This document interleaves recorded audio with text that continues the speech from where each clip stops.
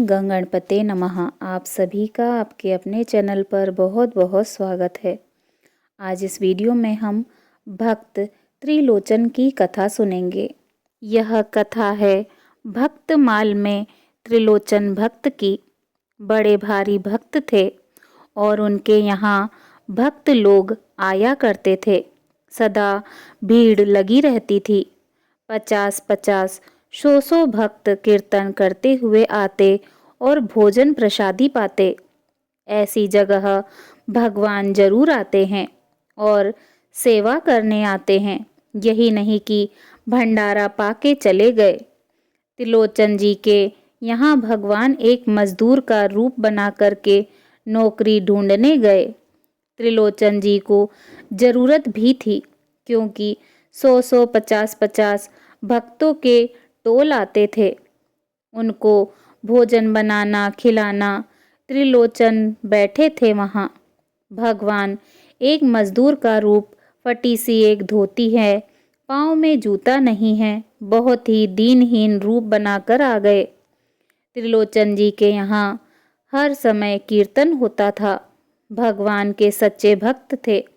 उनके यहाँ सैकड़ों भक्त प्रसाद पा रहे हैं, आ रहे हैं, जा रहे हैं। भगवान गोपाल जी स्वयं पहुँचे, एक मजदूर का रूप बना करके और जा करके बोले, कोई नौकरी में रख ले, भक्तों की सेवा करवा ले। मैं तो दास पुराना दासों का, मैं तो दास पुराना दासों का।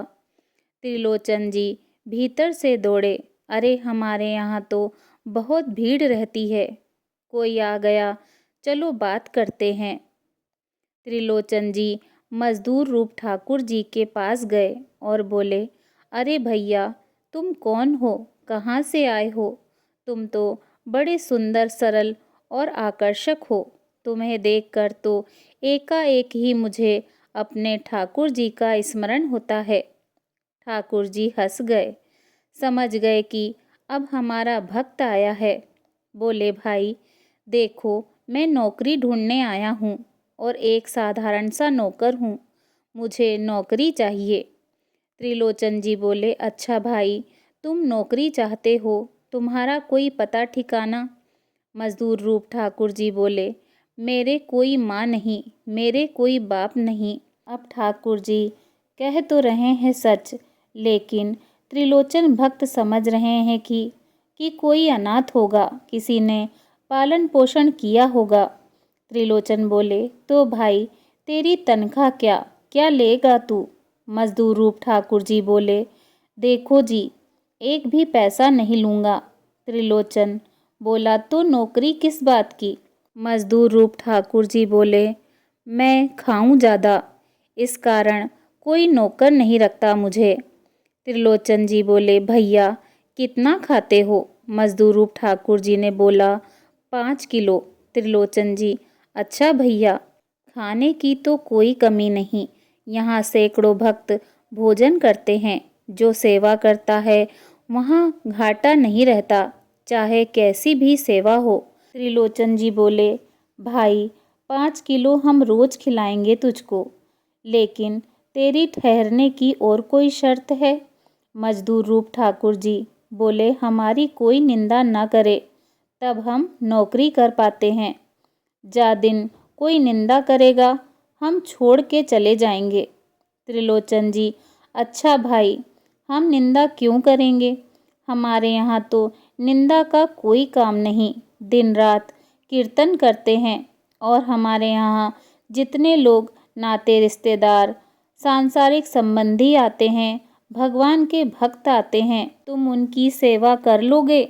मजदूर रूप ठाकुर जी बोले, अरे वही सेवा तो मैं जानता हूँ, भक्त की सेवा करता हूँ, इसी कारण तो मैं तुम्हारे दरवाजे आया हूँ। त्रिलोचन जी ने मन में सोचा, अरे ये तो कोई भक्त मालूम पड़ता है। त्रिलोचन बोला, अरे भाई, भक्त बड़े बड़े आवें, टेढ़े मेढ़े आवें, रिसेले गुस्सेले आवें। मजदूर रूप ठाकुर जी बोले, मैं सबको झेल लूँगा। त्रिलोचन जी बोले, अच्छा तो भाई ये कपड़े पहन लो, तुम्हारे कपड़े फटे हुए हैं। त्रिलोचन जी ने मजदूर रूप ठाकुर जी के फटे हुए कपड़े उतरवाकर उन्हें नए वस्त्र धारण करवाए। त्रिलोचन जी ने बोला, तुम्हारा नाम क्या है? मजदूर रूप ठाकुर जी ने कहा, मेरा नाम अंतर्यामी है। त्रिलोचन जी बोले, अंतर्यामी नाम तो बड़े जोर को रखियो है, कौन रखियो है भाई? मजदूर रूप ठाकुर जी बोले, पतो नहीं साहब, मैंने पहले कहो, मेरी मैया बाप नहीं है। अब भगवान जी कह तो सब सच रहे हैं कि वे अंतर्यामी भगवान हैं, लेकिन उनको पहचान कौन सकता है?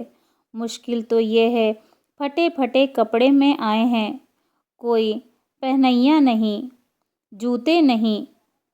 अब त्रिलोचन जी बोले, अरे भाई, तू इतने काम जाने और ताऊ तेरे ऊपर फटी सी फूतरी। मजदूर रूप ठाकुर जी बोले, साहेब, हमने तो बता दियो, हम सब काम जाने, लेकिन खावे ज़्यादा सो कोई नौकर नहीं रखे, और रखौले तो बुराई करे तो मैं भाग जाऊं वहाँ ते। त्रिलोचन जी बोले, भैया तू तो बड़े काम को आदमी है, हमने तो तोय रख लियो। अब ठाकुर जी सेवा करने लगे और कोई जान नहीं पाया। सो साधु आ जाएं, प्रसाद पाके सब सोवें, तो उतने ही रूप धर लें और सबहन के जाए के पाप दबावें। हर साधु सोचे, हमारे ही पास है अंतर्यामी। काऊ ने सोचो, प्यास लगी है तो पहले पहुंच जावें लोटा लेकर। प्यासा साधु बोला, अरे भैया, अंतर्यामी तेरो नाम सच में अंतर्यामी है। मोए प्यास लगी रही और तू पहले से लोटा लेके आए गयो। अंतर्यामी, हाँ जी, मोए सेवा को अभ्यास है। ठाकुर जी ने बड़ी सेवा करी और 13 महीने तक सेवा करते रहे। एक दिन त्रिलोचन भक्त की स्त्री गई पानी भरवे कुआं पे, तो वहाँ और गांव की पनिहारिन मिली। पनिहारिन, अरे वीर, तेरे यहाँ तो बड़ो अच्छो सेवक आ गयो है अंतर्यामी, सब काम कर दे। त्रिलोचन की स्त्री, हाँ सब काम कर दे, ढेर के ढेर बर्तन मांज दे, लकड़ी फाड़ दे, पानी भर दे, जहाँ जाए कोई काम बाकी न रहे। काम करने की कहो और काम पूरो तैयार, लेकिन एक बात है, खावे बहुत, 5 किलो भोजन पूरो खाए जाए। उधर बुराई करी और इधर अंतर्यामी गायब। उनकी ठहर थी कि हमसे सेवा तुम जन भर करवा लो, लेकिन निंदा करने पर चला जाऊंगो। भगवान जी शिक्षा दे रहे हैं कि हमें लोगों की निंदा नहीं करनी चाहिए, यह एक अक्षम्य पाप है। महात्माओं ने लिखा है, संसार में सबसे बड़ी माता मानी गई है, क्योंकि अपने हाथों से मल आदि बच्चे का धोती है। माता पाप नहीं धुला सकती, और जो दुष्ट लोग होते हैं वो जीभ से हम सबके पाप को निंदा कर करके अपनी जीभ से चाट चाट के सब पाप खा जाते हैं। जो काम माता नहीं कर सकती वो काम निंदक लोग किया करते हैं। पाप तुमने किया, निंदा करके तुम्हारा पाप खा लिया हमने जीभ से।